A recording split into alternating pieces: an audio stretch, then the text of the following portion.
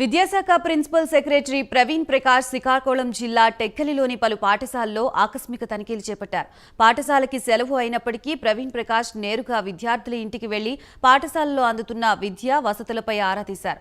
పనితీరు బాగాలేదన్న వారిపై చర్యలు తీసుకున్నారు. అయితే ఉపాధ్యాయ అధికారుల సస్పెన్షన్లు నిరసిస్తూ టెక్కలి ఎంఆర్సీ వద్ద ఉపాధ్యాయులు నిరసన తెలిపారు. సెలవు రోజు వచ్చి ఉద్దేశపూర్వకంగా కక్షపూర్వక చర్యలు చేపట్టారని ఆవేదన వ్యక్తం చేశారు. ఇద్దరు మంచి ఫ్రెండ్ ఉంటారు. ఒకటి అంటే సత్యం, ట్రూత్.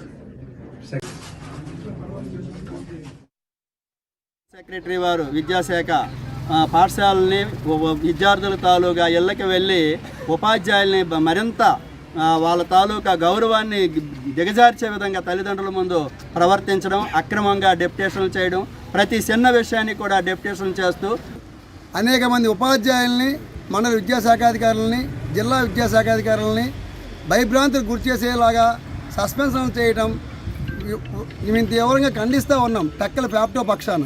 అలాగే ముఖ్యంగా విద్యార్థుల ఇళ్ళకు వెళ్ళి ప్రజల వద్ద ఉపాధ్యాయులను చులకన చేసేలాగా మాట్లాడడం అనేది మేము తీవ్రంగా ఖండిస్తూ ఉన్నాం. మేము చాలా ఆందోళనకరంగా మా విద్యా వ్యవస్థ ఎలా ఉందంటే భయం. ప్రతిరోజు స్కూల్కి వస్తే ఏ క్షణంకి ఎవరు వస్తారు, ఏం చేస్తారు, ఎలా మేము పాఠాలు బోధించాలి, అలా భయపడుతూనే ఉన్నాం తప్ప చదువు మీద దృష్టి పెట్టలేకపోతున్నాం. అసలు చెప్పడానికి చాలా ఇబ్బంది పడుతుంది.